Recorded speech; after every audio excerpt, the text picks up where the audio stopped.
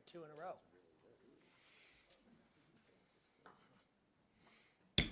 Ladies and gentlemen, we will call this meeting to order. I'm going to ask Representative Fritz to lead us in the Pledge of I pledge allegiance to the flag of the republic for which it stands, one nation, under God, indivisible, with liberty and justice for all.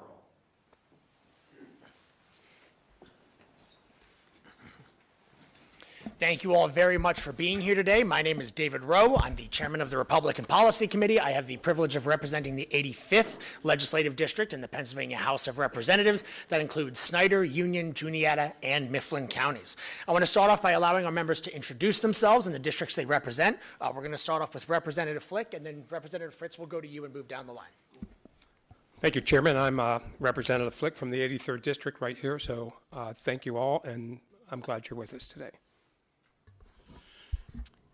I'm Representative Tina Pickett. I have parts of Bradford County and all of Wyoming County. Good afternoon, friends. I'm Jonathan Fritz, proudly representing the 111th Legislative District comprising Wayne and Susquehanna counties. Representative Owlett, I have the other half of Bradford County and all of Tioga County. Representative Joe Ham. I represent the 84th House District, most of the landmass to Lycoming County, 42 of the 52 municipalities, and all of Sullivan County. Good afternoon, everyone. I'm State Representative Robert Ledbetter, representing the 109th District that covers all of beautiful Columbia County. I also want to acknowledge that Representatives Gleim and Kephart have joined us virtually. We might have some members hopping on and off throughout the hearing, so I will try to make sure to recognize them as they join us. I want to thank my colleagues for being here. I want to thank members of the public. I also want to especially thank our gracious host here at the Pennsylvania College of Technology. I wanted to recognize Dr. Michael Reed, our gracious host, for a few opening remarks. Dr. Reed, the floor is yours.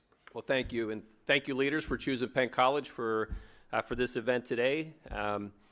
Just wanted to share a few things. I believe everybody here is pretty familiar with Penn College, but we are a proud Commonwealth asset. We've been extremely successful, and I think while we're trying to break that realm of being the best kept secret in Pennsylvania, we're doing a lot of things right, and it begins with working hand in hand with our industry partners to take a look at what industry needs. We now have over 3,000 industry partners in Pennsylvania alone. We boast almost a 98% placement rate of graduates working in. We only offer programs that are in high demand based on what industry and what our Commonwealth desperately needs. And we work relentlessly to put our students in the most competitive position for long-term success.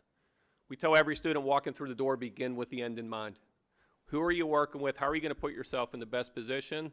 And we work feverishly. We make all decisions based on what's best for student, what's best for mission, what's best for team. And that mission comes from based on what industry needs and what our Commonwealth needs. So when it was asked for if be willing to host, it was absolutely. How do we get more leaders on our campus to see what's happening? How do we better meet the needs? When we talk about, of course, energy and such the critical importance of energy, and it's fascinating to talk with our industry advisory boards, both whether it's the challenges with the grid and what's happening in the future of the grid, or whether it's looking at how many of our graduates are working in the energy space, whether through diesel, power gen, welding, and so forth. So it's an honor to be here. Thank you very much, Dr. Reed, and thank you for the amazing work that you guys do. I think it's not a secret that the type of students that you are preparing and the jobs that they're doing are going to be very much in demand in the coming years. Looking at 4.6 million manufacturing jobs that are going to need to be filled by 2028. Looking at Pennsylvania producing only 66 of the 100 job openings that are available, only 66 students per job opening.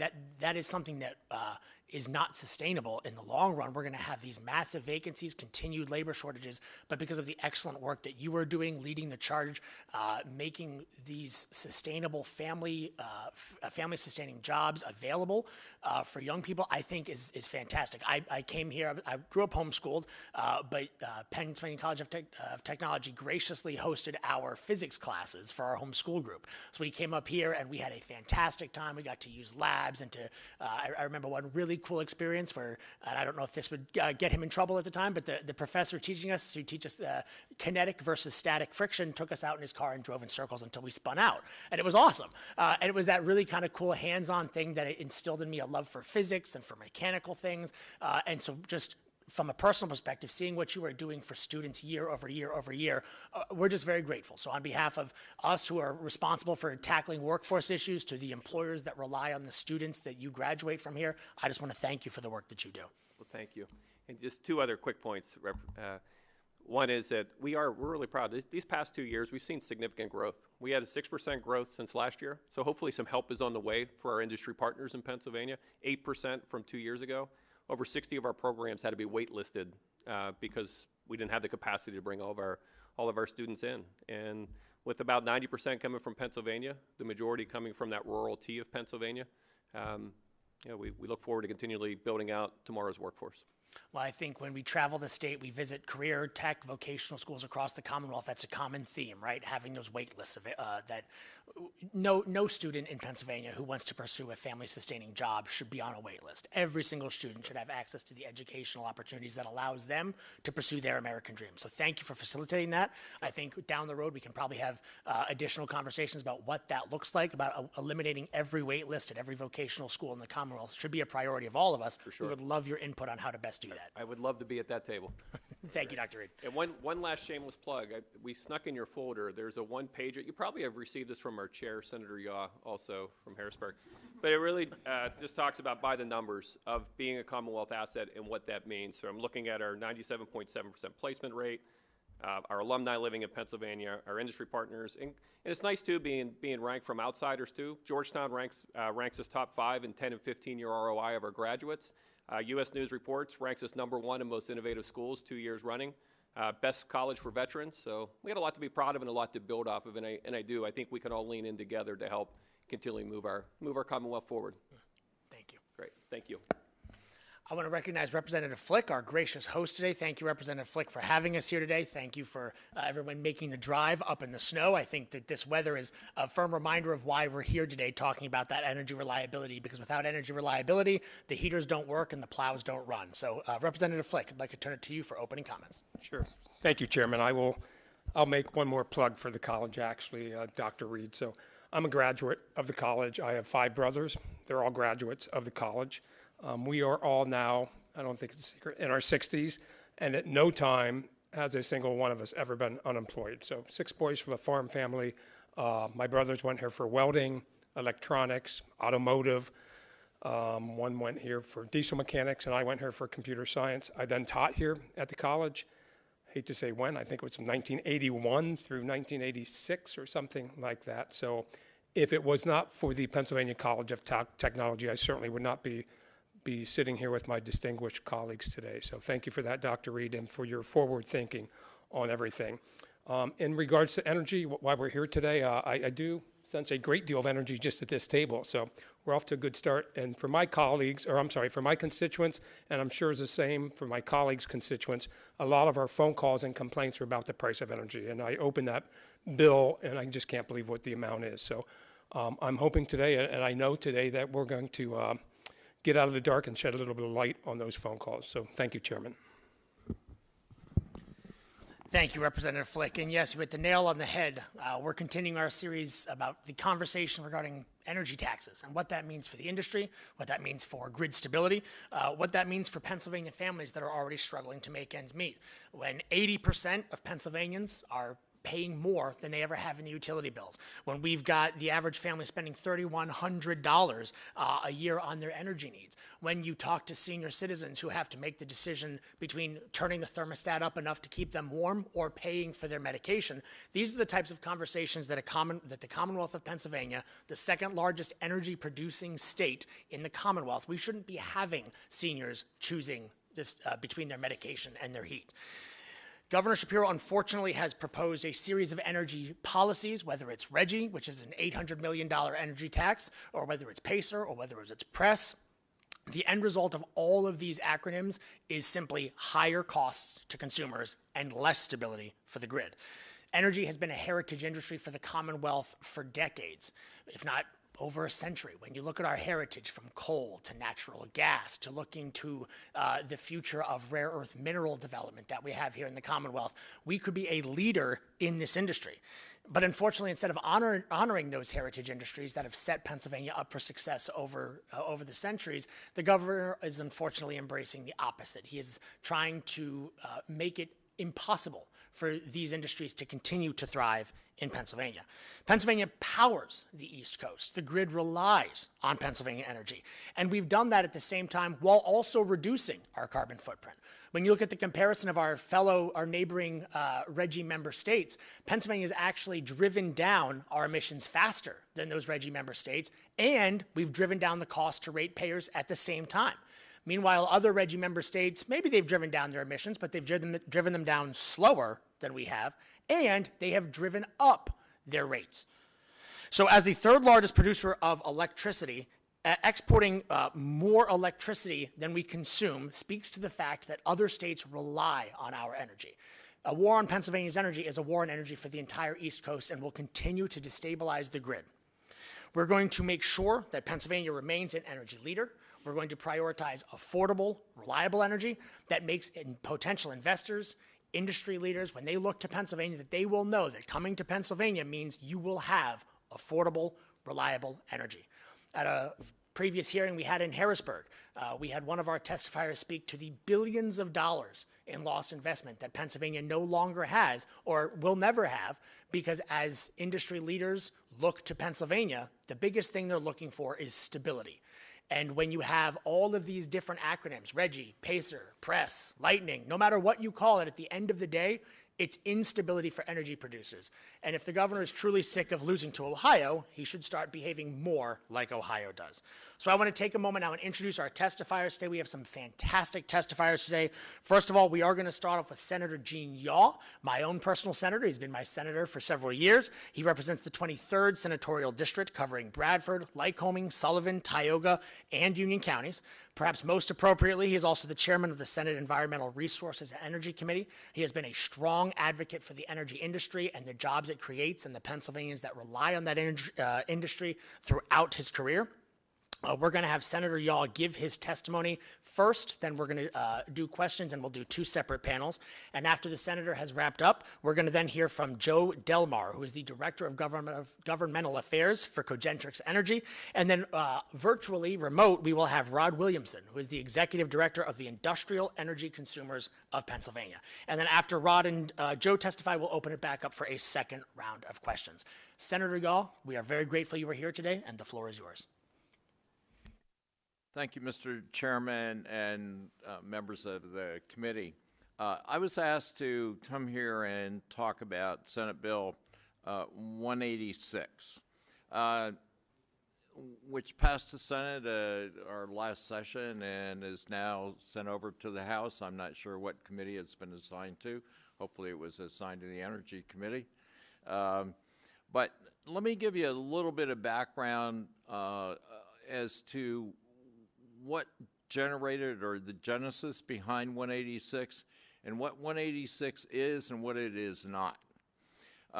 First of all, in 2019, Governor Wolf tried to, or put us in what he thought he was doing, is put us in this organization called RGGI, which is the Regional Greenhouse Gas Initiative, which consists mainly of states in the Northeast, New England states, New York, Vermont, Massachusetts, Maine, that corridor of the United States. We fought that right from day one as to that there's something wrong with this. The legislature had nothing to say about this. And it was challenged on the idea that, wait a minute, this is being billed as a fee, and the challenge was it's really a tax. So that was kind of the challenge that went through. In November, actually November the 1st, 2023, the Commonwealth Court of Pennsylvania, in a unanimous decision, said it is not a fee, it is a tax. and it is an invalid tax because the legislature was not involved in the process. Given the fact that it was a unanimous decision, there was some hope or some thought that, well, maybe that's the end of this. Not true. What happened is right before Thanksgiving in 2023, at that point, Governor Shapiro filed, or there was an appeal filed to the Pennsylvania Supreme Court. That case has not been decided, and in the course, since Governor Wolf tried to put us in to RGGI, what had happened was DEP was ordered to do regulations. Those regulations were actually done as part of Title 25 in the Pennsylvania Code. They are there, they exist today. However, thinking through this logically, the court said it's an invalid tax. You didn't have the authority to do it, so there is no authority at all to do anything regarding RGGI and this tax without legislative approval. So Senate Bill 186 it does not talk about the merits of RGGI one way or the other, or the ramifications of RGGI. Senate Bill 186 is a procedural issue. And the issue is, Governor, you did not have the authority to impose these regulations because it was an invalid tax. So this bill is called an abrogation. It's an abrogation of the rules, the regulations that were published as a result of the governor's action for this invalid tax. Abrogation is simply they're repealed because right now they are in the Pennsylvania Code, and the abrogation would make them null and void and repeal them. That's all the bill does. It is a procedural issue based on the fact that the governor's action was invalid. That's the simple explanation of Senate Bill 186.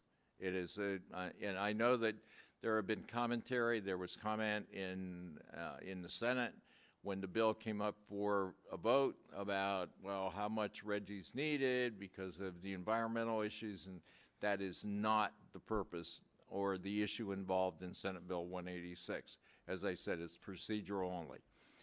And that's the best that I can say about 186. I can talk about other issues involving RGGI. I'm happy to do so if that's the committee's choice to discuss those other issues. But I'm available, and I'll answer any questions you have about 186 or RGGI in general.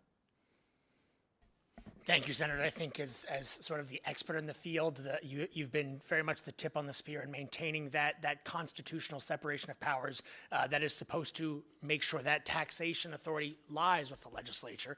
And when you look at how most other RGGI member states, I think with the exception of New Jersey, every other RGGI member state did go through the true legislative process, if I'm not mistaken. Is that correct? Is Pennsylvania and New Jersey the only two that were executively done? Yes, that is correct. And I mean, it's simple that there was some authority from the legislature giving the governor the power in those other states to go ahead and to at least enter into this compact contractually or do something to be involved in it.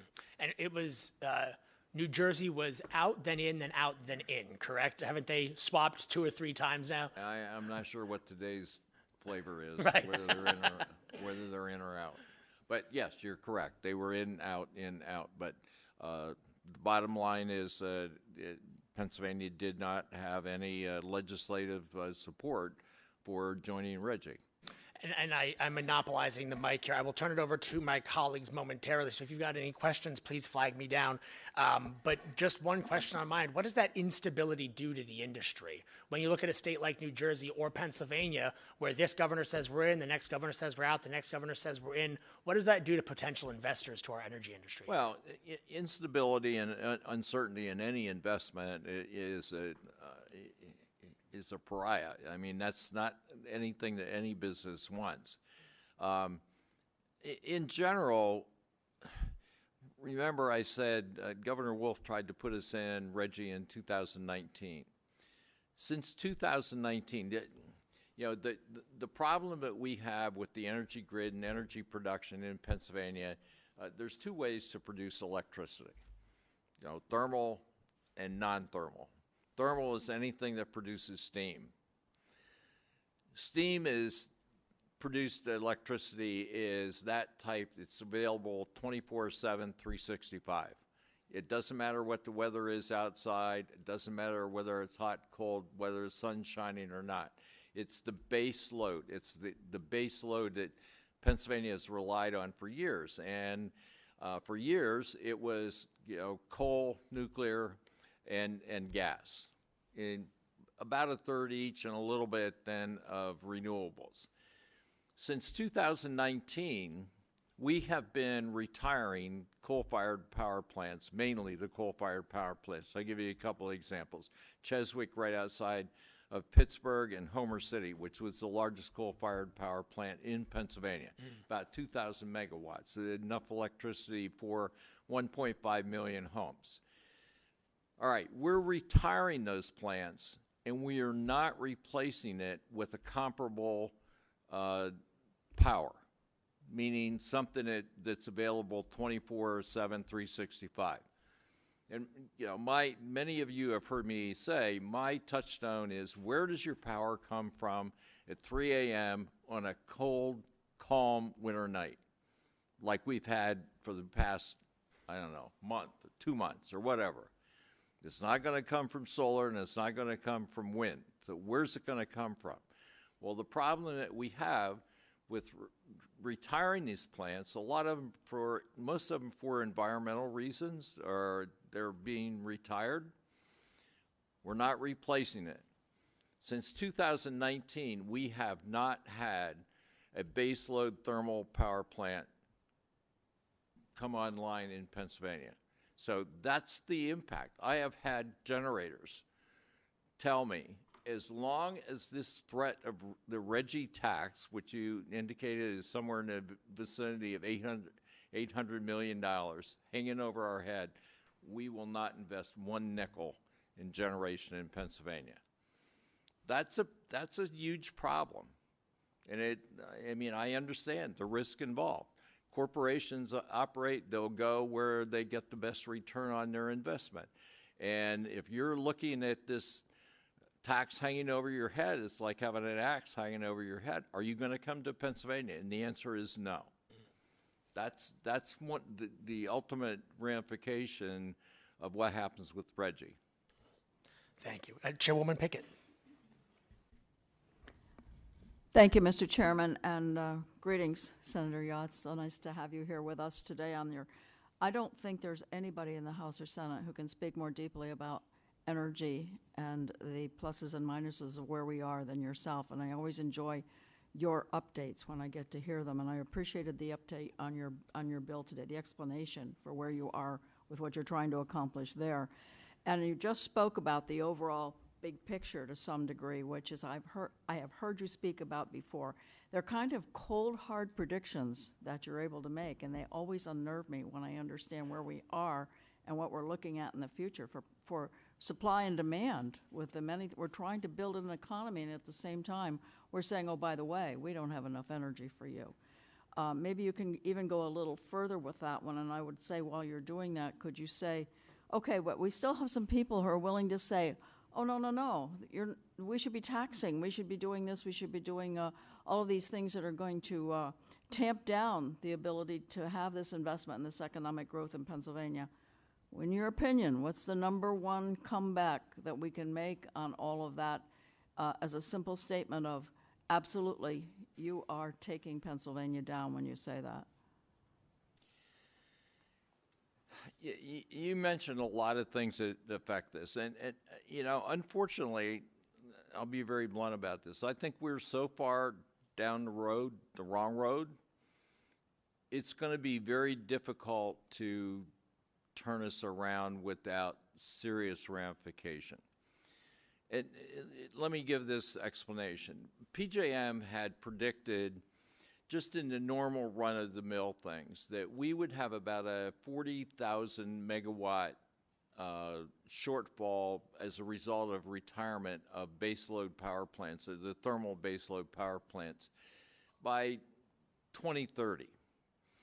And during that same period of time, there were projections, maybe up into 2032 or 34, in that area, there would be an increase in demand of about 40,000 megawatts. Now, I can add 40 and 40, that makes 80,000. Okay, we're going to have a shortfall of 80,000 megawatts, maybe, less than 10 years. Then the next thing I heard, that was like 2 or 3 years ago. That was what their projections were. Next thing we heard is, well, maybe those projections, demand is growing much faster than anybody anticipated. We're going to have electric cars, we're going to have electric everything, and the demand is there, data centers and all these things. So we're now looking at 2028. That was what we were talking about. That's when, the demand and supply there was going to be problems. About 2 weeks ago, I saw a memo. We're now looking at potential problems in 26, 27. Okay, 26, 27. It takes 3 to 5 years to build a gas-fired combined cycle power plant, which is probably the only thing that we can do. I mean, we could build a nuclear power plant. The last one that came online in Georgia, I think, took 22 years to build. Okay, we can do that. And then people will argue about, well, we'll have battery storage. Okay, fine. When? Oh, well, 10 or 15 years. Okay, we're talking about next year. So when you look at the numbers, things just aren't fitting together. Even if we said right now, we should be building power plants. We should have them under construction right now if we're going to avoid this cliff that we're headed to. And I don't know, I don't have a magic solution to that. And I don't think anybody does. We could start saying right now, and if you looked at the governor's budget address or his document, the booklet that he put out, he's still talking about a diverse energy portfolio of clean energy. Renewables aren't going to do it. I mean, they're just not. Solar is I should have done the calculation. Solar is less now, actually, than it was maybe 10 or 12 years ago when you look at the whole, how it fits in with the whole percentage, plus the increase in supply or the increase in generation, which we've already done. I mean, it's not a pretty picture. That's one of the reasons we've done some things to try, or we're going to introduce some bills, an energy development fund. I'd like to say that I had an original thought there, but actually what we're following what is happening in Texas. Texas had an energy development fund to attract people to come to build generation in Texas, $5 billion. It was so overprescribed, they had another $5 billion. So they've got $10 billion to attract people to come to Texas to build generation. We need to do that in Pennsylvania. Pennsylvania has the most diverse energy portfolio of any state in the country, and we're not using it. Thank you, I think. Here's the other thing, too. You triggered this. You asked me to get on my soapbox. I will. You mentioned, the economy. I have a very simple philosophy, and I've learned it from over time and actually picked up a lot of things from a professor at the University of Texas in Austin. The basic building block of every organized society in the world, is energy. just think about that. You know, you look at some societies that are very, very poor and where they don't have any energy, or they have not developed their energy. They're also the ones that have no emissions, by the way. So when people talk about we have emissions, yeah, we produce something. But anyway, the basic building block is energy, and with energy you can build an economy. And with an economy, then you can worry about the environment. And they almost have to occur in that order. If you don't have an economy, a really good economy, and you're worried about, do I have a job, or even worse, am I going to be able to eat today? Do you really care about the environment? And the answer is no. So everybody that talks to me about the environment, I say, the very best thing that we could do for the environment is to have the most robust economy that we could possibly have, because the better the economy, that frees up, discretionary income. We can then deal with environmental issues. I mean, it's kind of a simple concept, and we aren't following that. We're tinkering with things, and we're going to deal with the environment first without considering the impact on the economy and what's needed there to build that. So, thank you for the questions. Representative Fritz. Thank you, Mr. Chairman. So Senator and colleagues, thanks for being here today. When you look at Pennsylvania on the map, you can see clearly that we are optimally placed. We're the gateway to the New England corridor. We are just a handful of hours travel to 50% of this nation's population, close proximity to New York City, Philadelphia, the Eastern Seaboard.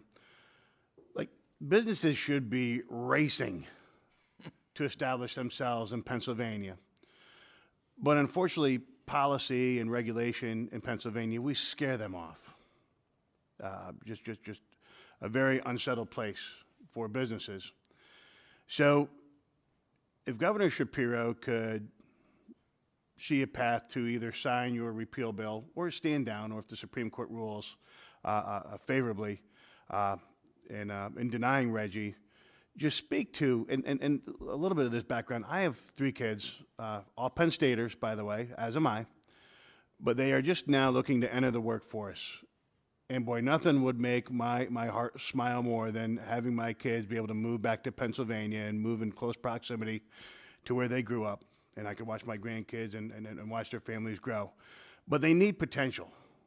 They need something to woo them back to the area. So just speak, if you would, Senator, to if Reggie goes away and there is more of a stable business environment in Pennsylvania, how could that manifest by way of opportunity? Thank you for the question. Let me mention one other thing that I did not mention about.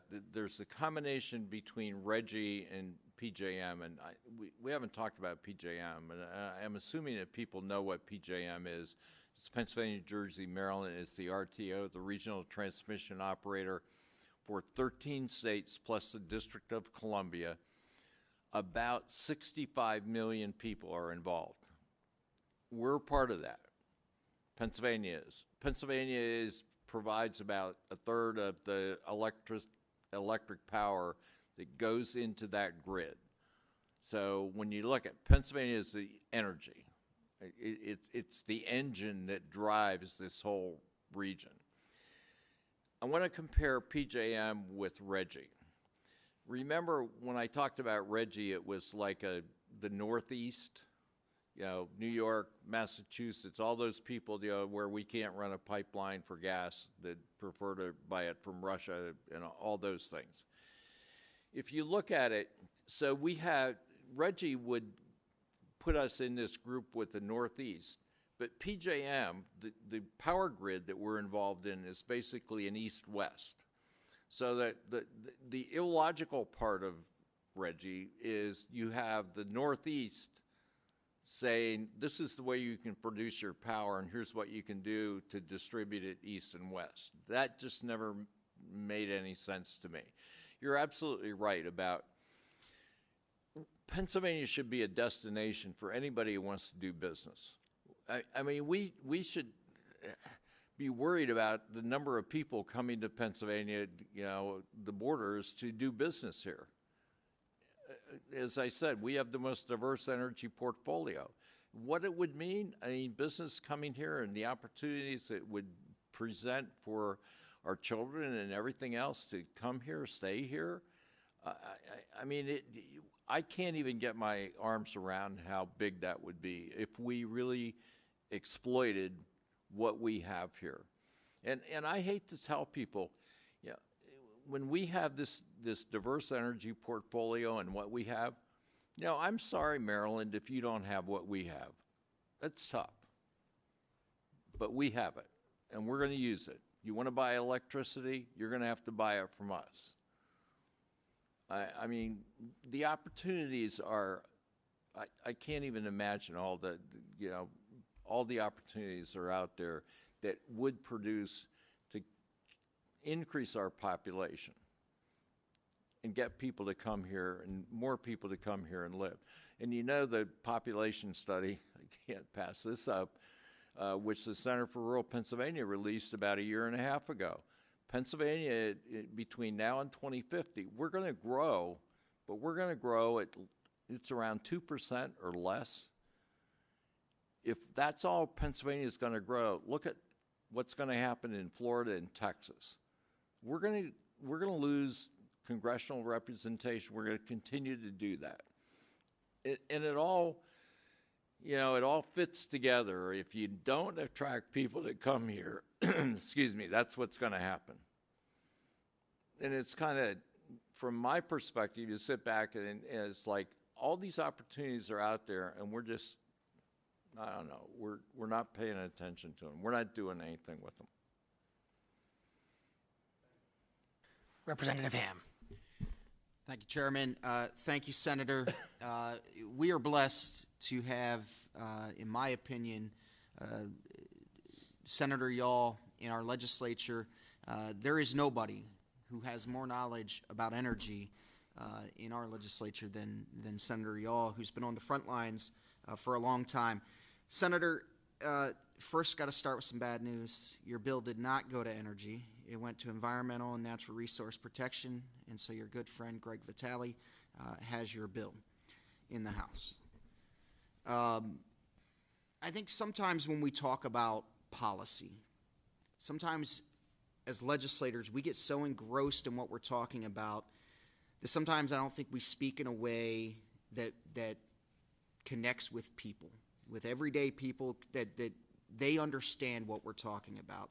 And so my question really focuses on that.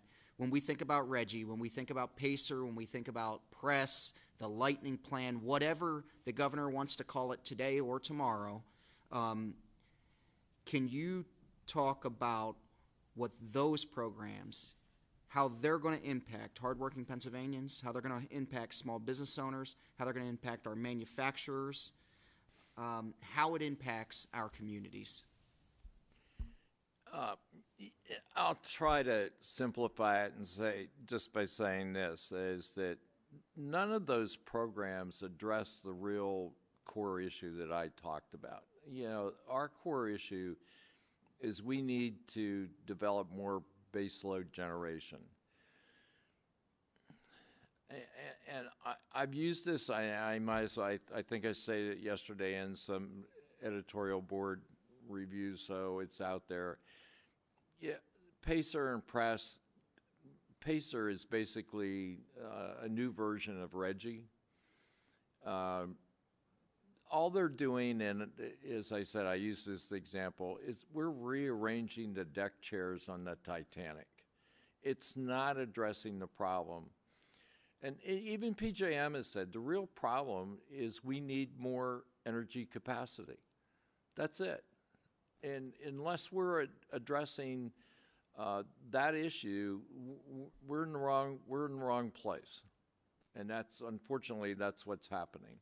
So you can say all these things. We're gonna take $1. One of the programs that I forget which one it is, I think it's PACER. We're gonna take $1 from you, and oh, by the way, I'm gonna give you back 70 cents. it blows I don't understand. Well, why are you taking it to start with? I don't get that. But you know, and a simplistic answer is that we need more generation capacity. We should have been doing it, we should have started it 5 years ago or more, and we haven't done it. And so, excuse me, that's where the real crunch is going to come. Year and a half or 2 years, a year and a half ago, I guess it was, I was asked to speak to the PJM Board of Managers in Valley Forge, and I did that. And during the course of that, they asked me, what do you, the problem we have right now, and every, 99% of the people, and I don't blame them, say, well, what's the issue? I flipped the switch and the lights came on. The lights are on in here. What are you worried about? What's the big deal? And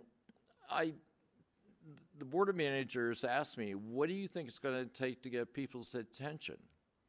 And I said, well, unfortunately, I think it's going to take a catastrophic event with a significant loss of life. Now, that's pretty sad to say to get people's attention, but I think that that's where we're headed. The scary part of it is, as I said, if we're looking at potential shortfalls in 26, 27, that's not very far away.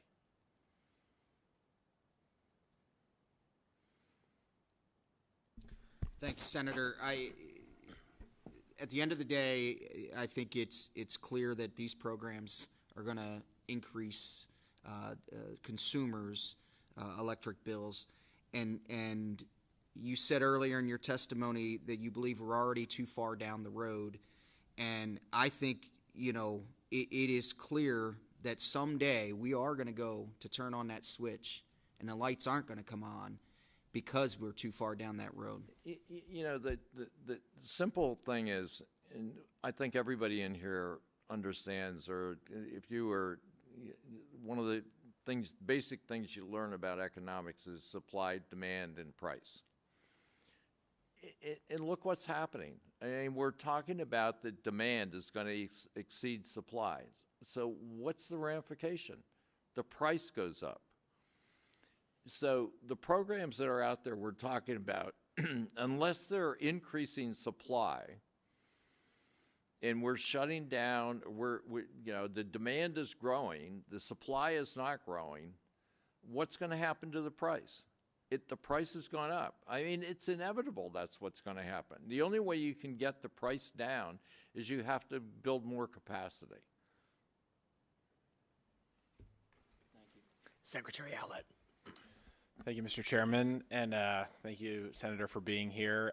Just if tomorrow morning Governor Shapiro woke up and this light bulb we've been talking about went on in his head, and he figured out that he was wrong all along and that he was going to do the right thing and put us on a better path. You're an attorney. Would he be able to do that himself? A procedural question would be, could he pull us out of this appeal to the Supreme Court? Could he do that and set us on the right path tomorrow? This thing is a pen.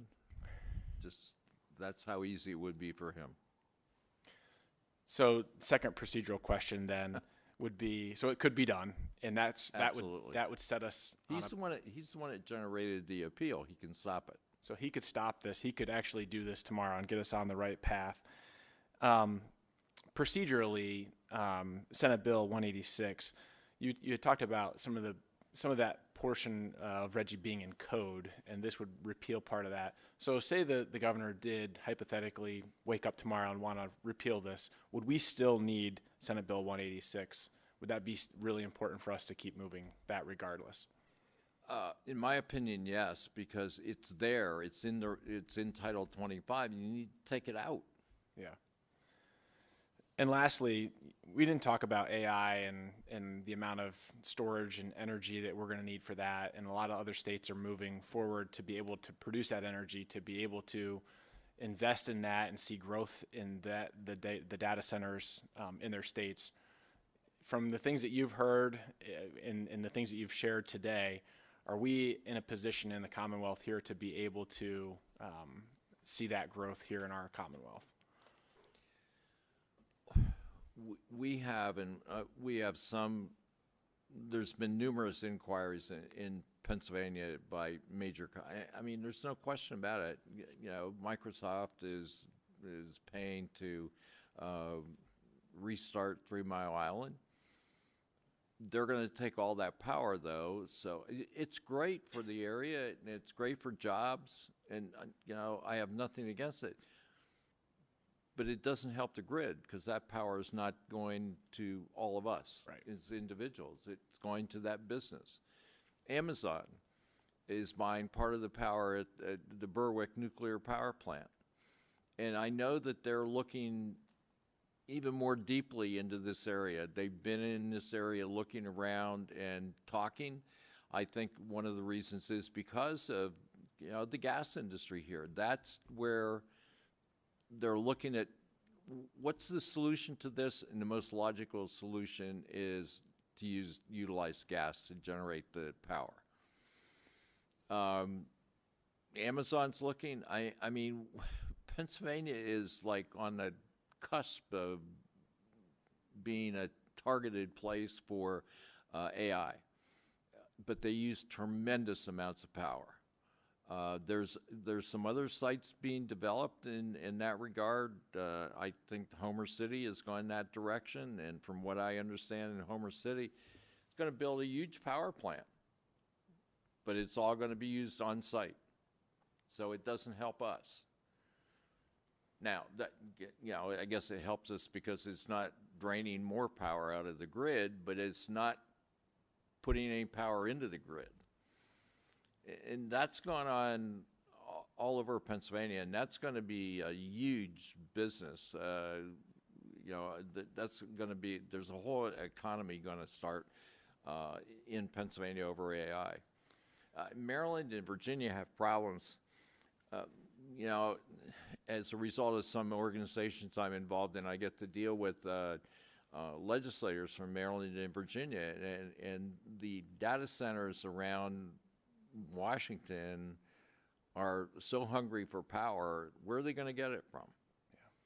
Well, you know, here we are. We've got the resources. All we need to do is develop them, but we're not. If we got rid, this is strictly a guess from talking to some of the generators. If Reggie were gone tomorrow there would be people inquiring about sites for generation here in Pennsylvania. And the permitting process would start, and we'd be on the move. And I think that's the piece that I mean, throughout the last several years and through the appeal process, is this is literally in the governor's hand. If he wanted to end it and put us on the correct path, it could be done, and it could be done tomorrow. And that would be huge for us as far as growth and stability and predictability for our businesses, our manufacturing, and our energy, which we talk a lot about the energy and the lights, which is really important. But I mean, this is probably one of the colder weeks we've ever had in quite a while. And I mean, you talk about heat, you know, and that's a big deal for a lot of people. We're working on things that you just said, like siting, how to site. We're working on changing some of the permitting appeal processes. You know, are we going to accomplish these things, and is it going to help immediately? It's not, but we need to start planning ahead as to what we've done wrong and why we're in this position. And I'll add to this. It's been this big fight, Mr. Chairman, over Reggie and the governor for how many years now? We've been talking about this, at least since I've been here. And well, 2019 is when it started. And it would be, I mean, you talk about a cohesive government working, you know, in Harrisburg. If this went away tomorrow, that would be such a step in the right direction to actually being able to work together and move our state forward. But as long as he refuses to sign that and pull us out of that appeal, it's just continuing to create a divisive relationship with our manufacturers and our legislature. So thank you, Mr. Chairman, and thank you, Senator. Well said, Secretary Owlett. Representative Ledbetter. Thank you, Mr. Chairman. Senator Yaw, thank you so much for your testimony and for your leadership in this space. As a member of the House GOP AI Task Force, along with 3 other of my colleagues, the discussion around data centers is timely. Goldman Sachs Research published a forecast earlier this month that the global power demand from data centers would increase by 50% by 2027 and by as much as 165% by the end of the decade.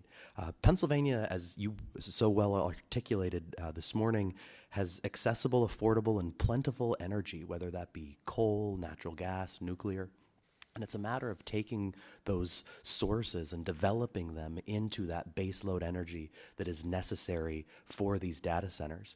It's a timely piece of context because with the development of this emerging infrastructure, there comes economic prosperity, jobs, community development. That all follows the site selection of the private sector when determining where to build out this emerging infrastructure. So given the radical regulations of RGGI, my question to you, Senator Yaw, is that if Senate Bill 186 does not pass, and the harmful policies like the programs discussed today are allowed to continue, can Pennsylvania be competitive and win the race in developing that baseline power generation that's necessary? Or does it set us up to lose out on these economic opportunities? Here's the way Senate Bill 186 gets rid of the regulations for sure. From a legal perspective, and I play lawyer a little bit, if 186 does not pass, I think that they would have to accept the responsibility that, okay, we may need to go back and say, okay, we'll have to argue this case based on the court decision that says that it's an invalid tax, and then go through the whole process. It's an invalid tax, so the regulations are invalid and they're not enforceable. They're still there, you just can't enforce them. What 186 does is take them out, and that's the difference. Senator, again, thank you for your leadership in this space. Mr. Chairman, thank you for hosting this energy series. I think it's clear that we need to reject these harmful policies today and open Pennsylvania up to win and for the prosperity that it deserves. Thank you. I want to thank all of my colleagues. I want to especially thank Senator Yaw. I've been furiously taking notes here. I found that very informative. I think my colleagues did as well. I want to thank you again for your time here today. We'd be happy to have you join us. I know you might have some other obligations, but otherwise, thank you very much for being here, Senator. We appreciate your insight and the value that you bring. I want to kick it over to our next round of testifiers. Just as a reminder, Mr. Joe Delmar, the Director of Governmental Affairs from Cogentrix Energy, is joining us in person. And then virtually, we have Mr. Rod Williamson, the Executive Director of the Industrial Energy Consumers of Pennsylvania. Mr. Delmar, thank you very much for being here. We're going to do exactly the same thing. You and Mr. Williamson are going to have the floor. We're going to have both of you testify, and then we'll do questions all at once. All right. Good afternoon. Thank you to Chairman Rowe, Representative Flick, and members of the committee for the invitation to be here today. I appreciate the opportunity to speak about the energy industry and the challenges facing generators in today's market, and more importantly, the Commonwealth of Pennsylvania. My name is Joe Delmar. I'm the Director of Governmental Affairs for Cogentrix Energy. I have 25 years of experience in government affairs and policy, including the past 16 years in energy. Most of this energy experience is in states that are part of the PJM regional power grid, most specifically the states of Pennsylvania, New Jersey, and Maryland.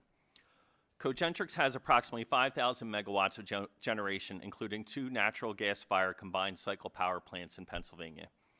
The Patriot Generation Plant is located in Lycoming County with a base capacity of 870 megawatts. It's just a brief 20-minute drive from where we are today. In addition, the Liberty Generation Plant is located in Bradford County with a base capacity of 870 megawatts as well. Together, these baseload plants produce enough electricity to power more than 1 million homes. While surrounding states like New Jersey and Maryland promote energy policies that challenge resource adequacy, Pennsylvania has actually supported the development of 27 natural gas-fired power plants over the past 25 years to create an additional 20,000 megawatts of energy capacity approximately. Due to the availability of natural gas in Pennsylvania, the Commonwealth is uniquely positioned to support the development of additional natural gas-fired power plants. However, market signals and recent actions by the Commonwealth continue to discourage new development. Consistent PJM capacity pricing is a critically necessary signal to encourage companies like Cogentrix and others to pursue building new natural gas power plants. Without consistent capacity pricing, investment in new generation projects is not an option. For generators, maintaining the integrity of the competitive wholesale markets administered by PJM is also critical to facilitating future development. A well-functioning competitive market is critical to keeping prices down and to allow for consumer choice. Recent changes, such as the agreement reached between PJM and Governor Shapiro to artificially cap auction prices, can have unintended consequences and have the opposite effect than intended.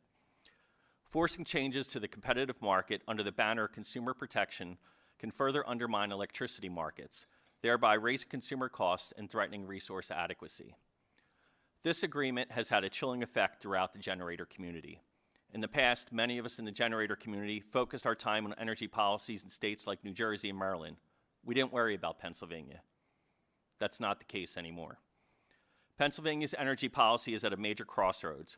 If I could, I would like to offer some feedback to you today. First, joining the Regional Greenhouse Gas Initiative, better known as RGGI, would be bad for Pennsylvania, and more importantly, bad for its residents and the major manufacturers that drive the Commonwealth's economy.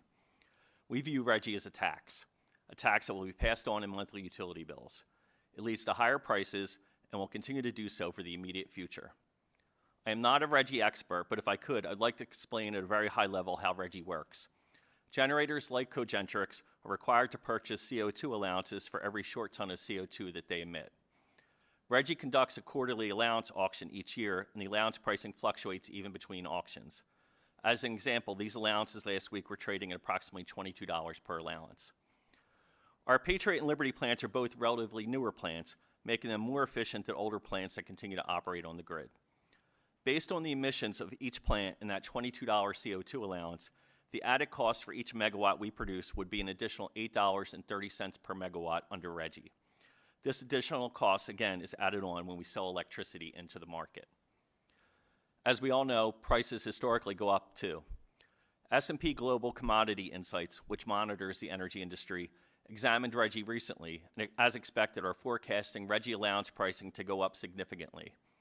As an example, they are forecasting RGGI's CO2 allowance pricing to rise to approximately $40 per allowance by 2040, just 15 years from now. Again, this cost will be passed on to consumers, both residential and business users. I would like to thank Senator Yaw for his legislation that recently passed the Senate to repeal Pennsylvania's participation in RGGI. While many of us continue to focus on RGGI, it is equally important to recognize that the governor's proposed alternative, the Pennsylvania Climate Emission Reductions Act, better known as PACER, is not the solution.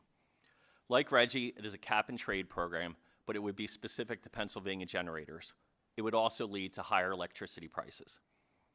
And like RGGI, PACER sends the wrong signal to encourage new investment in the development of new natural gas plants in Pennsylvania. Another key factor that is a signal to generators on investment decisions is regulatory certainty. This leads to another topic important to generators: permitting reform. Given the difficulty with siting new infrastructure, optimizing existing resources is the most efficient and cost-effective way to obtain new resources necessary to obtain economic growth. Pennsylvania should encourage generators to upgrade equipment and increase output where possible. We applaud the administration's efforts thus far on permitting reform and the steps that the governor have taken and DEP towards streamlining the process. However, in our own experience, the DEP permitting process is still cumbersome, with multiple requests for additional information that go beyond the original application. Permitting delays and difficulties can not only impede new investment, but they can significantly impact projects like ours to upgrade and enhance existing generation. While the capacity upgrade is modest in comparison to building new generation, every megawatt of capacity increases supply and reduces consumer cost. Like RGGI and PACER, the permitting process discourages generators from building new power plants or doing even a minor upgrade at an existing facility. We stand ready to work with all of you to continue removing burdens to an efficient permitting system in Pennsylvania, which will in turn remove roadblocks to investment. I'd like to thank the committee for providing me with the opportunity to testify today, and I welcome the opportunity to answer any questions you might have. Thank you very much. Mr. Williamson, are you with us? I am. Thank you. The floor is yours. All right. Well, I'd like to say that you saved the best for last, but you've had two excellent presenters here so far. So Chairman Rowe, members of the committee, my name is Rod Williamson. I'm the Executive Director of the Industrial Energy Consumers of Pennsylvania, or otherwise known as IECPA. I know it's not the most attractive sounding an acronym, and I feel like somebody should say, God bless you after I say that, but it's what we've got. But IECPA is a trade association formed in 1982 by large energy intensive customers with one or more facilities in the Commonwealth of Pennsylvania. So why is IECPA interested in this, in the issue of energy and specifically electricity? Well, our members spend millions of dollars on energy every year at their Pennsylvania facilities. And as energy intensive, trade exposed manufacturers, their production processes require so much energy that small increases in energy price translate into large changes in cost, which can negatively impact their ability to compete against many similar businesses in other states, which in many times even includes other facilities in their own companies who produce the same products in other states or countries. So my goal this afternoon is I want to share some real data with you about Pennsylvania's energy market and explain what that data means. And I'll do that quickly. And then I have, I'll wrap up with 5 policy recommendations for your consideration. So I'm going to go ahead and share my screen and bring up a presentation here. Hopefully you can see that. And then I'll put this in full screen. All right, so hopefully everyone can see this information. Yep, you're good. So I think everybody, understands the 3 main components of the electricity supply marketplace, right? So we've got these generators that we've been talking about that produce capacity to meet the demand of customers, and then the energy, the kilowatt hours. And then you've got the delivery of that, the higher voltage transmission system and the distribution system. But I wanted to highlight a couple of key facts for you, right? So a 1 cent per kilowatt hour increase in electricity cost, the rate to Pennsylvania customers, and that's all customers, residential, commercial, industrial, is $1.4 billion per year. So why is electricity so important? Because it has a huge economic impact within the state. And specifically, when you look at industrial manufacturing cost, unlike most residential and commercial customers, electricity cost is 30% to 70% of the operating cost of those manufacturers. So how's Pennsylvania doing? So this is data from the Energy Information Administration. And what they do is they collect data in the same manner across all 50 states. They collect the number of kilowatt hours of electricity sold in that state and the revenue collected from those sales, and calculate what's that equivalent rate of electricity. So this is the table for 2023 for when it says all sectors, that means all customers taking electricity within those states. And look where Pennsylvania is. These are ranked by most expensive to least expensive. Pennsylvania is 18th. So we're in the upper most expensive states of electricity compared to the other 50 states. I went ahead and added another slide. I know this isn't in the packet that you received, but I thought about this and I said, well, how are industrial rates specifically in Pennsylvania? So I pulled that data out and put it in here. And for the industrial rates, we're doing a little bit better. We're in the middle compared to other states. And the other thing that I did is I added the orange states are the RGGI states. So you heard from Senator Yaw about this, but here's the data. Look at where all of those, almost all of those states that are RGGI states, where are they at? they're more expensive than Pennsylvania. You got one outlier, New York, and that's because they've got some lower cost hydro coming over from Canada. But every other state that's in RGGI is operating at higher electricity cost. So not only is it important to look at what the exact rate is that we have, but it's also important to look at how is that rate trending over time. So I went back to the EIA's data browser, pulls data from back to 2001. So I went back to 2001 and pulled the data from 2001 to 2023. And this is a good time frame to look at because it encompasses the time frame, again, that these other states started to join RGGI. And the table there shows when they've joined. So what does this data tell us? What does it mean? Well, you can see where Pennsylvania is, right? So, and the rates, the electricity rates in every RGGI state are increasing faster, or maybe more accurately, are increasing more than in Pennsylvania, right? So there's RGGI is certainly contributing to that. This can't just be a coincidence that every other state's rates that are in RGGI are increasing faster than Pennsylvania.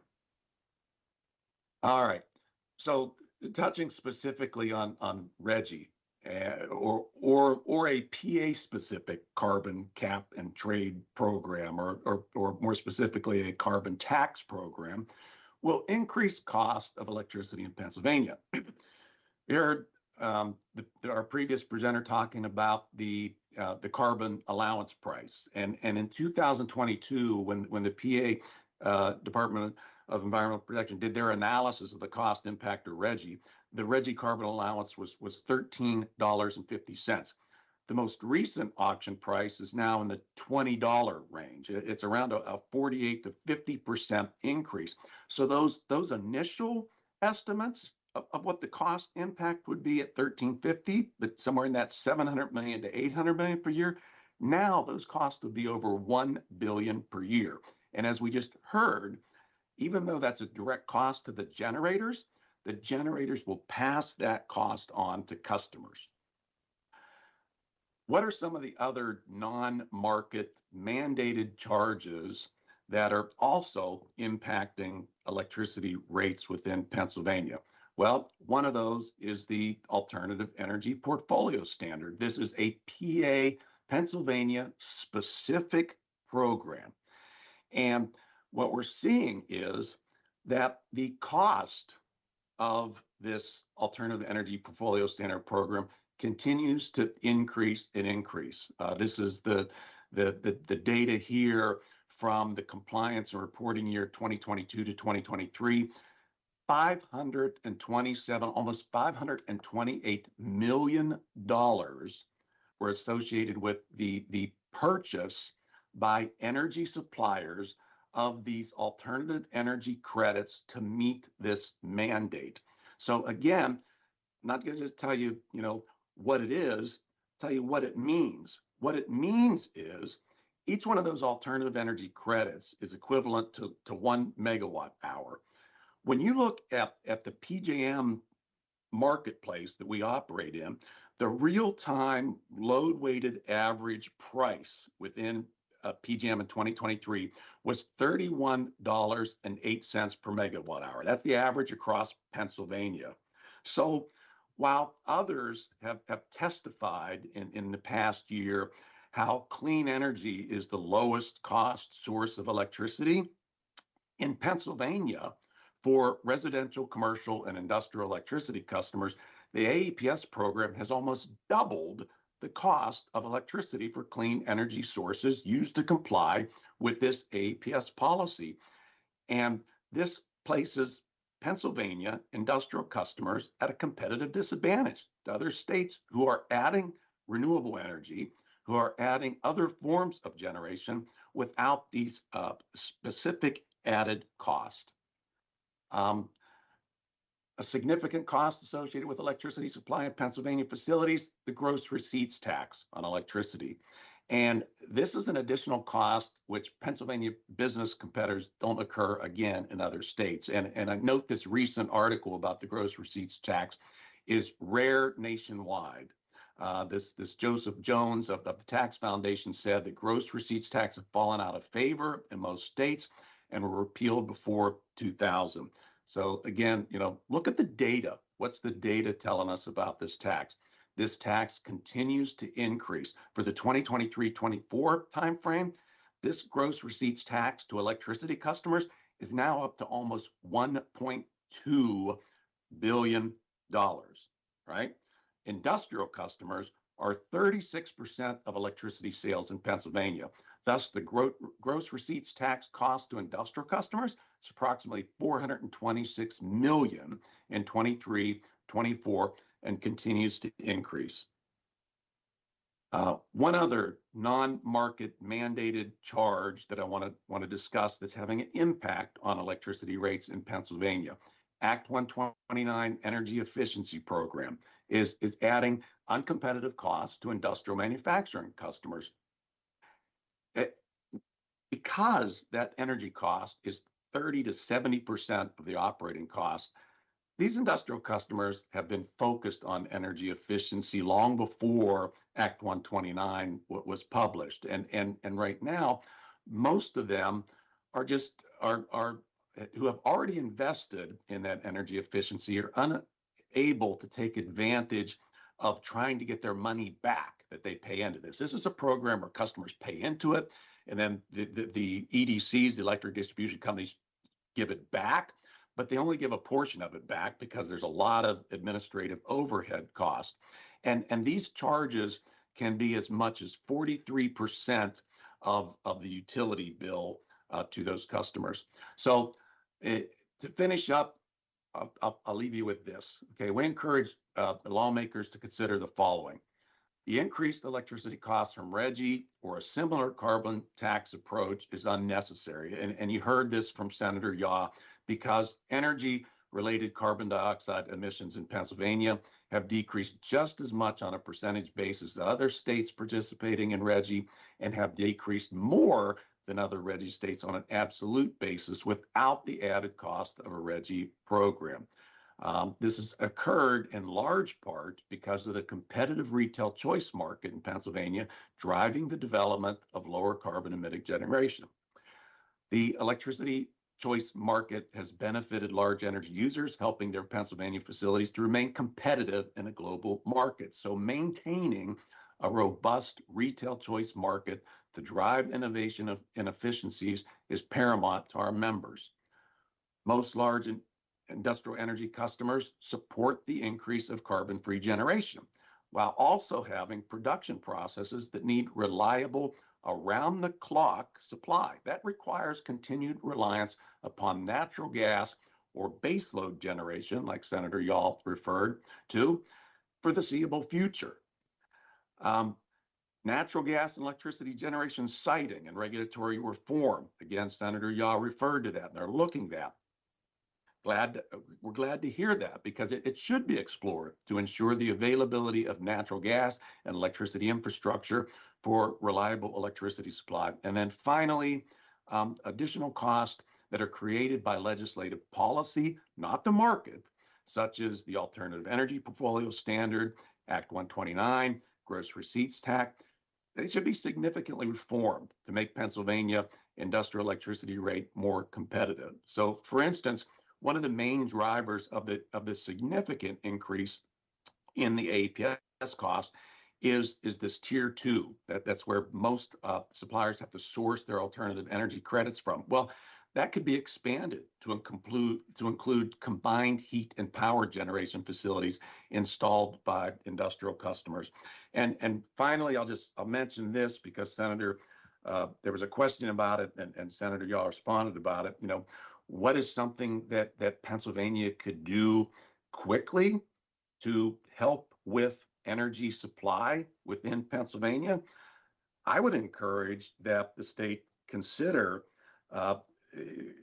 moving forward. If they move forward this Texas Energy Development Fund, one of the best ways to use that fund is to build generation behind the meter of some of our largest industrial energy intensive customers in the state. That can be done faster because it doesn't need that timely grid interconnection.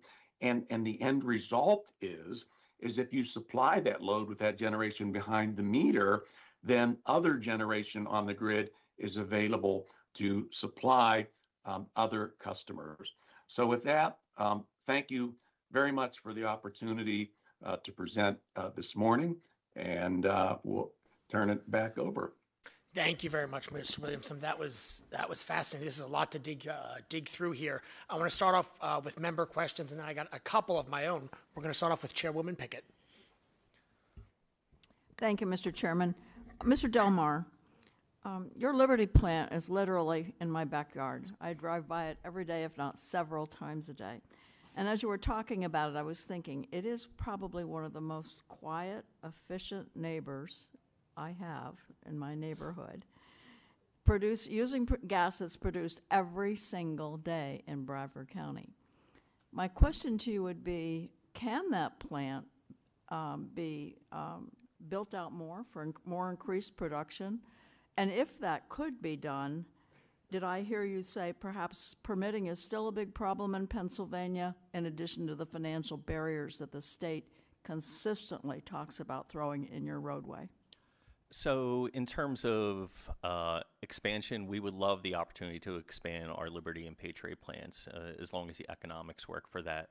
Some of the challenges we face today, Reggie and Pacer, are definitely something that concerns us from making investment decisions. From a permitting standpoint, we would be very concerned looking at expanding one of the existing assets. I touched on the need for permitting reform. Back in March of 2023, we submitted to DEP a Title V air permit modification to do a minor uprate at Liberty. About 70 megawatts. It involved making some changes to rotors and other capital equipment on the plant that we're going to do in a spring outage. So we submitted that application in March of 2023, figuring we would have it in plenty of time for our spring outage. We still do not have that permit in hand. It has gone to public notice. We're at the final stage, so we're at that last hurdle. But everyone talks about permitting reform, and I touched on Governor Shapiro has talked about permitting reform. The PUC did a resource adequacy conference in November around Thanksgiving, and the generator community said we still need permitting reform because we can't do a simple uprate, and that's something that concerns us as we look at the Patriot facility. We're going to be doing another uprate. We have a permit in process, and that's going to be a smaller uprate of about 35 megawatts for next year, but we're a little further along in that process. And I think if you look at the case history of what happened with the Renovo plant, I think a lot of that had to do with the regional office for DEP. We fought back religiously on DEP on that. That got to a point where we actually had to hire outside consultants. Our cost estimates are probably about 5 times what they should have been to get that permit. And what we learned hiring one of the outside consultants, who was the former head of the air permitting office for many years for the Commonwealth, it was the same permit writer that worked on the Renovo project. So I don't know if it was the public backlash with the Renovo project, but second guessing the application, requesting volume of information that went beyond that original permit. So luckily we're at that final stage, but that's something based off of that experience definitely left a sour taste in our mouth that, we want to look at that in the future. As we look at our other assets in other states, and I touched on it, I love working in Pennsylvania. I work across multiple states, very business friendly. You welcome the generator community. It's an ideal location with the amount of natural gas. And like you said, we have great relationship with the local community. We would welcome the opportunity to possibly expand in the future. You just made me a little upset. I think I'm hearing a lot of rhetoric and not much action in that area, and I appreciate your information, but that kind of puts me on an action move right now myself. I also want to say, if you need me and a band of landowners to show up and, put in some good action for you, we're happy to do it. Thank you. I was looking to make some phone calls, but I was told to hold off, and it got to the point where but I'm going to definitely keep everyone in mind as we I never proceed with advise the people Patriot. to hold So, off. Go for That's, it. that's what I know from my experience as well.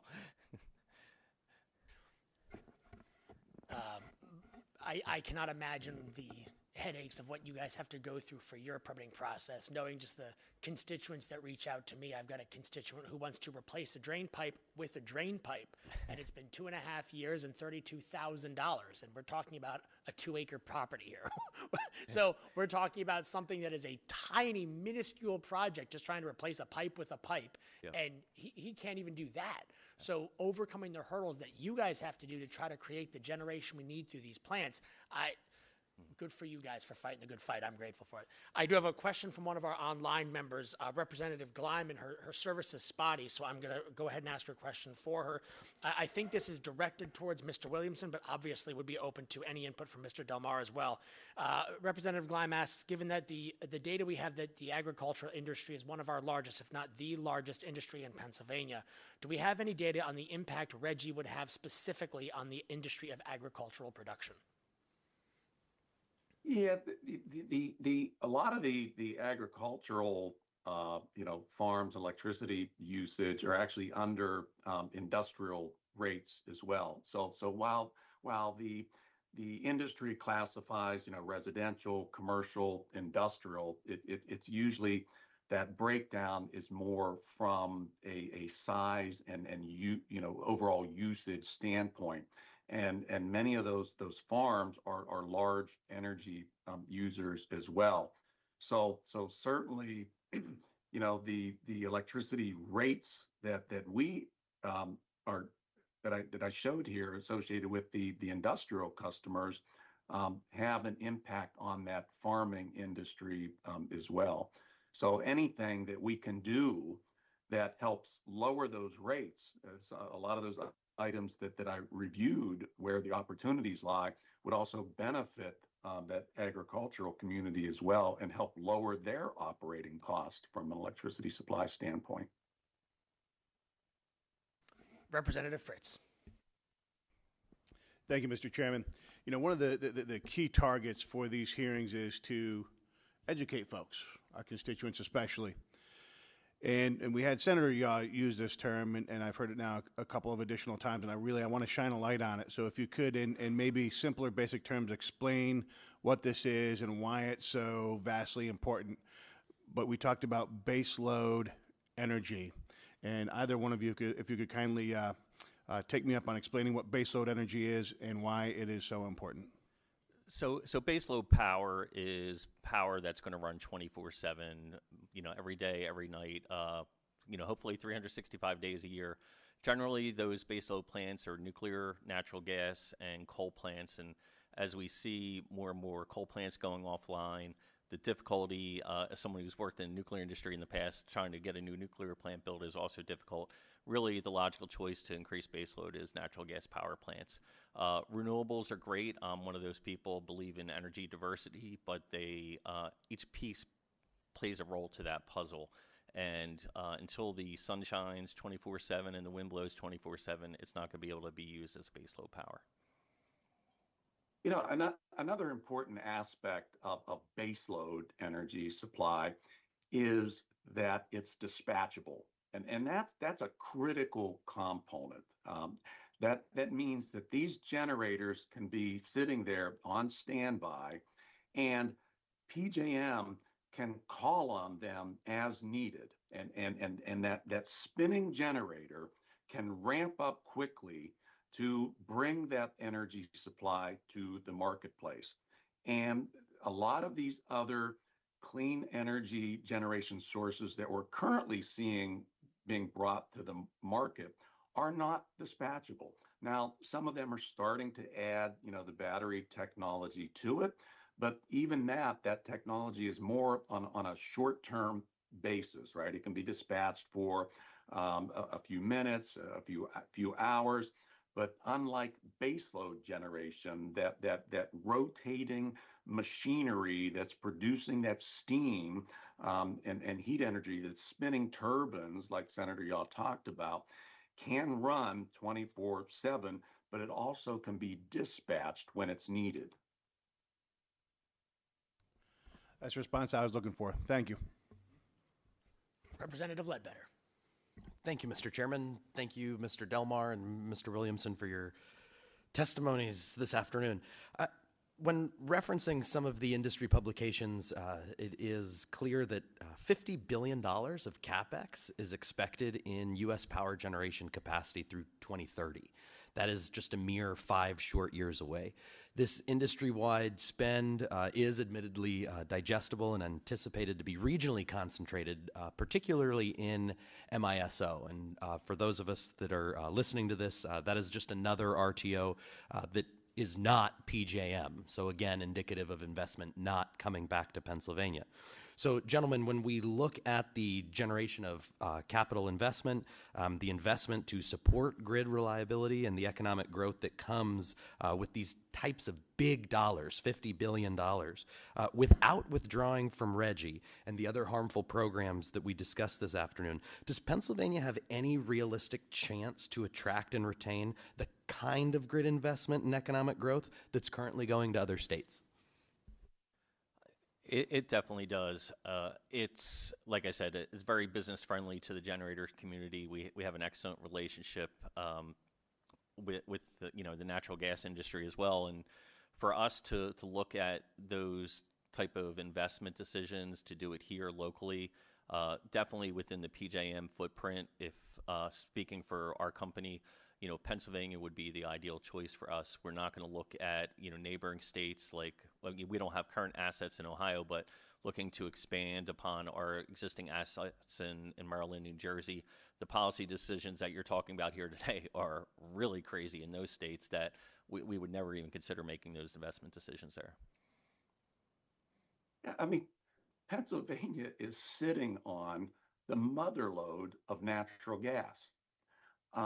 And these same siting and permitting challenges that we're talking about in the electricity industry are also impacting the natural gas industry. So a lot of that gas in Pennsylvania is stranded. So we have a huge opportunity to build generation here in Pennsylvania and take advantage of that vast energy resource that we have. But some of the things that we need to do, we just talked about. We talked about improving the regular, the permitting structure, but it's also improving the siting within Pennsylvania as well. When you look at some of the states that have added the most new generation over the last few years, one of those is Texas. Why has Texas added so much new generation? Well, part of that is they don't experience as much opposition from a siting standpoint, right? So those that generation, that manufacturing type of mentality within Texas is much more open and accepting to those type of facilities being built in Texas. So we also need to figure out, okay, how do we improve and the speed and the cost associated with siting generation within Pennsylvania as well. Gentlemen, thank you so much for the testimony. It's clear that if the stroke of a pen can get us to drill, baby, drill, we should all send Governor Shapiro some pens. Let's open Pennsylvania up for business and stop losing to other states. Thank you, gentlemen. Well said. Secretary Ellett. Thank you. So in these hearings, I try to think of or listen for terms that I have never heard before. So, Mr. Williamson, I have never heard behind the meter. Can you explain to us a little bit what that would look like, what that would mean for our large manufacturers? We have a number of them in the northern tier that power can be, one of those things that we look at. What exactly does that mean? What exactly does that look like? Dig into that a little bit for me. No, excellent question. Thank you very much. So these industrial customers we talked about have large, amounts of electricity needs, and Most of them have a pretty large footprint of land that's available as well. So one of the things that they can do is build the generation on their site, you know, behind the grid, behind the meter, and the connection out there to the grid, so that that generation directly supplies their electric load. So they take it from the generator right into their facility to power their operations. Historically, many manufacturers had done that. They had built what is called cogeneration facilities. These are facilities that were powered by natural gas that not only provided electricity, but provided thermal energy. Many manufacturers have a need for steam as well, that thermal energy to power their operations. And this was very efficient generation when you do that cogeneration. So you take the same amount of BTUs from the natural gas and you're producing both electricity and you're producing steam to be used at that facility. But the industrial facilities are facing the same instability and uncertainty that you heard Senator Yaw talk about within the marketplace and within the potential cost to them to build that baseload, dispatchable cogeneration facilities behind their meter. So that investment is struggling because of all of that uncertainty associated with the cost that those facilities may be hit with from a carbon tax as well. Thank you. That was very helpful. Thank you, Mr. Chairman. Representative Flick. Thank you, Chairman. I want to take just a minute also to welcome one other person here today, and that is Senator Dave McCormick's regional manager. So thank you for being here, Juliet. And I think it's critical that we continue to build this relationship with Washington, D.C. Mr. Williamson, you said we have a mother load. That is absolutely true. And we need to export some of that mother load. We can't even get it in our own homes. But looking forward, follow me if you will, a couple days ago, Chairman Rowe named me as his co-chair for the Taiwan caucus. So very good. A year and a half ago, Representative Ledbetter and Chairman Rowe and I met with the president of Taiwan and a couple of their ambassadors, and we continue that relationship today. And I don't know if people know that Taiwan imports a lot of natural gas, but only 6% of it from the United States, right? Who protects Taiwan? We do, right? So hopefully with the new administration in DC, we make some efforts to have Taiwan pay for that protection by exporting Pennsylvania natural gas. And if not Pennsylvania natural gas, Texas natural gas, whatever. We hope it's Pennsylvania natural gas. So any comments from Mr. Delmar or Mr. Williamsport on a global possibility? I mean, we talked a lot about income and expense and sort of a third grade level of boy, we've got a lot of stuff here that people need. So I welcome your comments. Thank you, Mr. Chair. I think anything that we can do to advance our economy internationally, we should be doing. From that perspective, when we look at building power plants, even the equipment that that is used to build that power plant, a lot of it is produced overseas lots of times. So it's not just bringing back more generation, but it's also bringing back those manufacturing jobs. You have Westinghouse out in Western PA. You also have GE down in the Carolinas. They're really the driving force for generators for capital equipment that we need to run our plants. And they're minor, minuscule, and they do a lot of international work. I think there's more opportunities for them to expand their operations here and bring back even more American manufacturing jobs from that perspective too. Yeah, Mr. Williamson.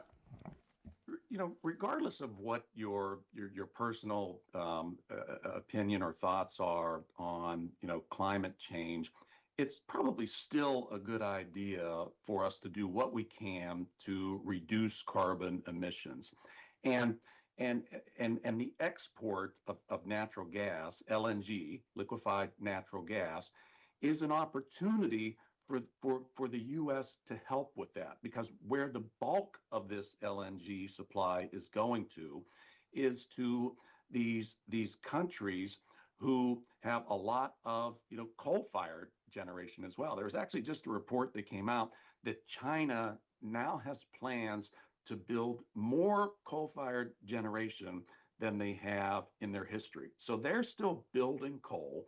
They're still emitting carbon from that. You know, Pennsylvania and a carbon tax program on Pennsylvania is going to do very little on a global scale when it comes to carbon emissions.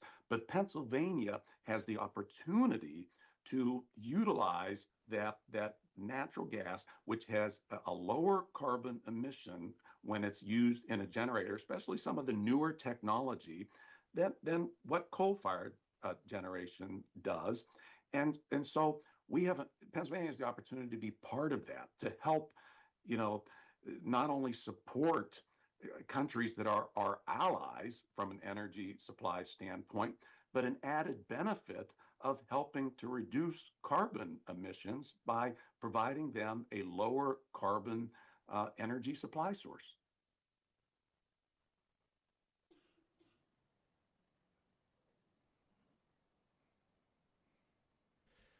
Thank you very much, gentlemen, for everything you shared with us today. Just a couple of things to point out. I think this right here that we got from you, Mr. Williamson, this key takeaway slide, I think is why we're here today. It's what we're here to talk about. The fact that Pennsylvania is the second largest energy producing state, but somehow we're the 18th most expensive. We shouldn't be, 32nd from the bottom. We should be second from the bottom.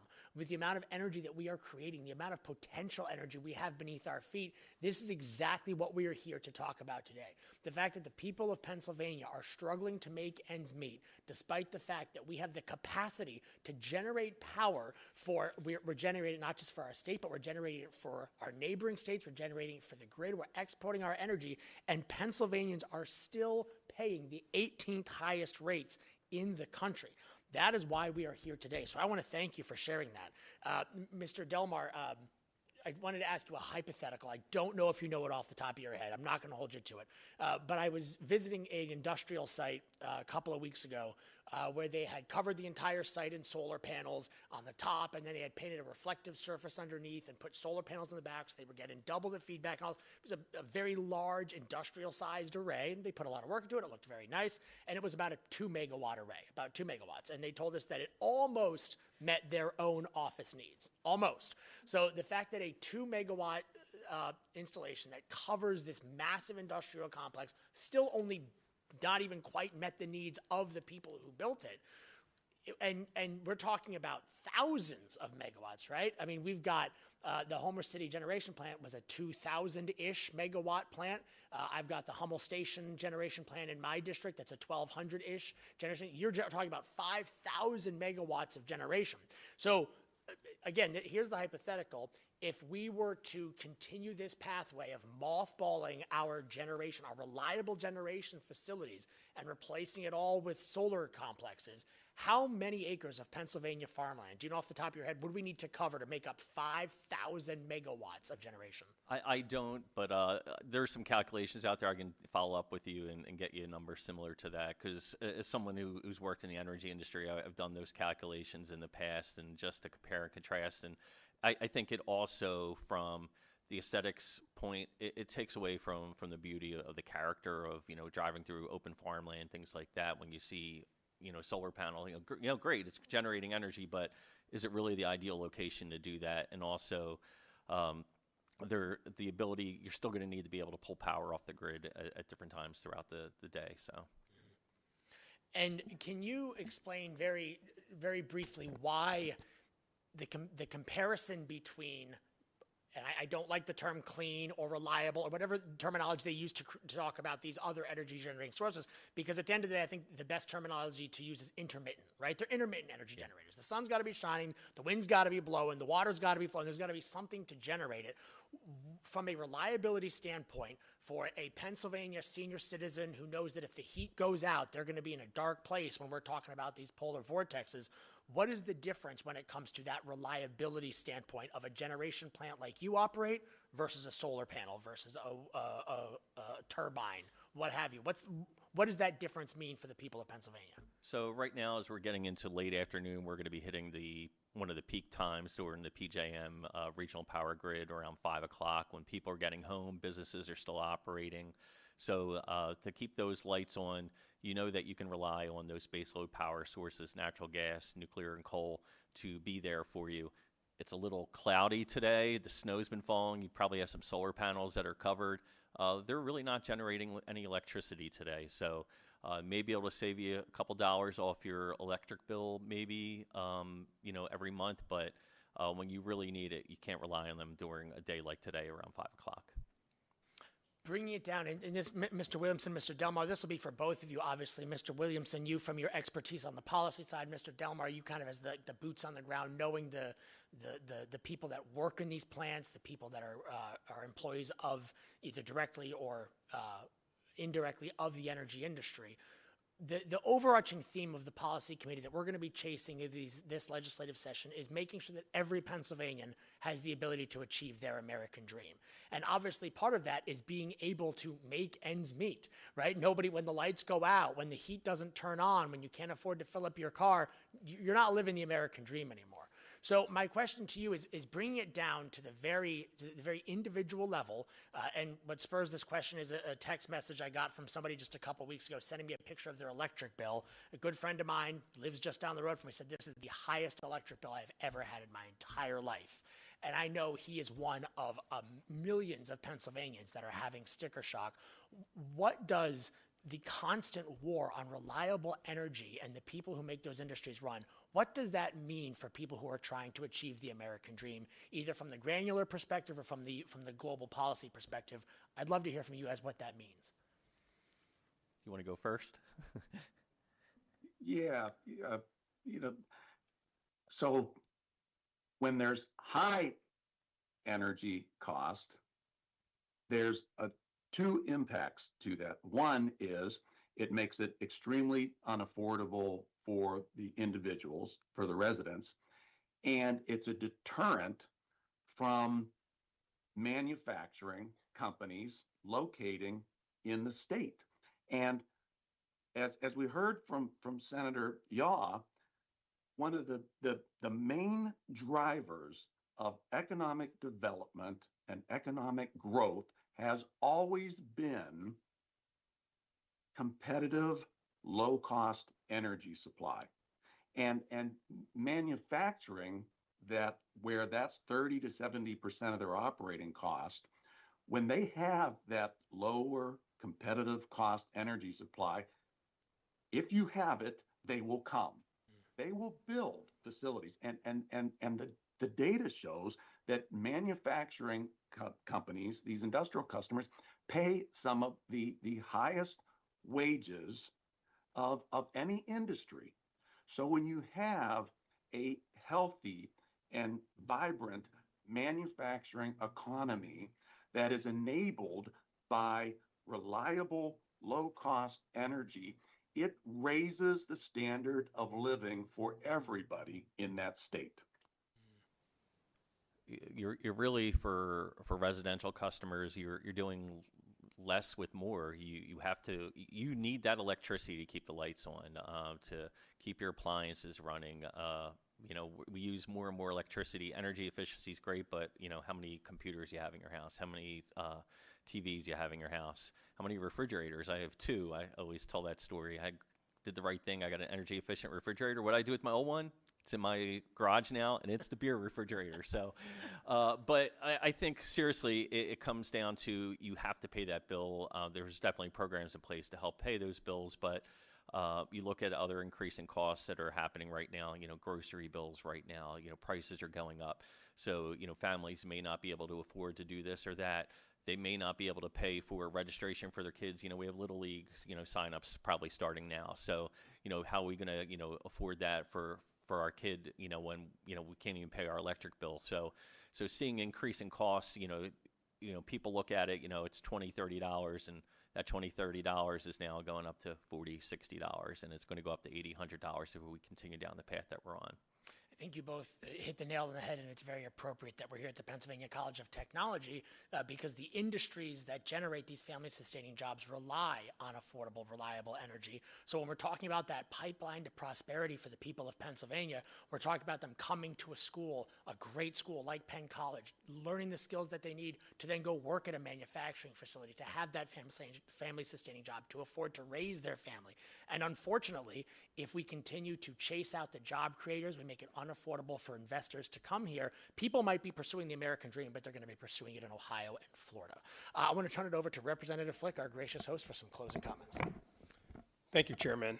First, thank you to my colleagues here who came from far and far away through the snow today. I really, really appreciate you coming to the policy hearing here at Penn College. And Mr. Williamson, Mr. Delmar, and Senator Yaw, thank you all for your testimony. Very, very critical. And Chairman Rowe is right about the American dream. And all of us here, most of us here, are at an age where we can remember the 1970s or 1960s. As I alluded to when we started, 5 brothers, grew up on a farm. My dad was a farmer. My mom was a housewife. But we all lived the American dream because our energy bill was probably $12 a month in the 1960s, if that, or, you know, or less. So as Senator Yaw said, it all starts with energy. So with that being said, I want to thank you all for coming today and sharing your time and your energy. So thank you very much, and have a safe drive home. The energy conversation is going to continue as long as we can continue to be an advocate for Pennsylvania jobs, Pennsylvania energy. We are going to continue to do that. The next policy hearing will be held in our good friend Representative Ledbetter's district on Monday, March 10th in Columbia County. Thank you all. Have a wonderful day. This meeting is adjourned.